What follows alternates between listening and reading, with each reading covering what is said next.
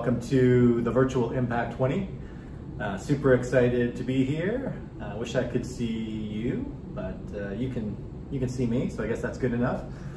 My name is Victor Cho. I'm the CEO at Evite, which is the world's largest platform for bringing people together to celebrate their most important life moments. Hopefully you've all used us at some point in time. I have been an active member of the IMA for the last 5 or 6 years, and I'm honored to have a little segment here to share with you some tidbits around reinvention. To start, just a couple of tidbits about me. My whole career has been about reinvention of some kind ever since the 90s. I did a big stint at Microsoft where we were helping drive, this was in the earliest days of the internet, really helping to drive the channel shift from desktop into web. So there was channel reinvention. I did my own startup, which was around innovation and reinvention in the app space. Worked at Intuit to help them, in similar ways to Microsoft, make that transition into the web world. And all of my last 2 CEO roles have been consumed by reinvention, whether it is Photo, which I ran, which is a photo sharing site, or Evite, which today is going through probably the biggest reinvention of its 20-year history. I've got just 3 tips to share with you from all of that background in changing stuff up at a high level, which can be hard. Maybe 3 things that are obvious, but I'd stress them because they're important. So the first one is the power of speed in reinvention. It's one thing that people, I think, lose sight of, which is how, especially in an environment like COVID, how critical it is that you move faster than you've ever thought possible. Tactical example for us, when COVID hit, Evite, which as you can imagine, we're a site about bringing people together for physical parties. That all went poof in Q1.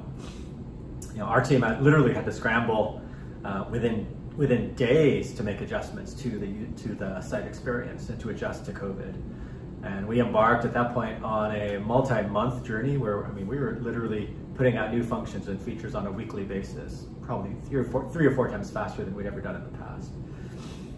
It was that kind of speed and focus that allowed us to stay vibrant and stay relevant throughout the COVID pandemic. So move fast. If you had told me, you guys are going to move that fast a year ago, I would have said, that sounds really hard. But you'd be surprised at what you can do when you are under the pressure of something as monstrous as COVID. The second core thought is, in these times of radical change, a lot of people will over-index on trying to do something different just for the sake of doing something different. And they often lose sight of really the core magic that made their business or their service or their product or whatever it was successful to begin with. So again, I'll draw these parallels to Evite. When COVID came and we realized, well, people aren't going to be throwing parties, physical parties for quite a while, we of course embraced virtual parties. We launched our own virtual player. You now have a one-click integrated experience where you can send out an invitation, and without going to Zoom or Google or anything else, you can literally check a checkbox, and all of your guests will have an embedded video experience. But all of that new function, it's very important to realize is still embedded within the experience that is Evite. You still go through and you pick an invitation. You pick a design that you're passionate about, you send it out to your guests, whether that's via email or text. So 20 years of innovation, we didn't just toss it by the wayside and say, oh, we're going to go launch a Zoom competitor.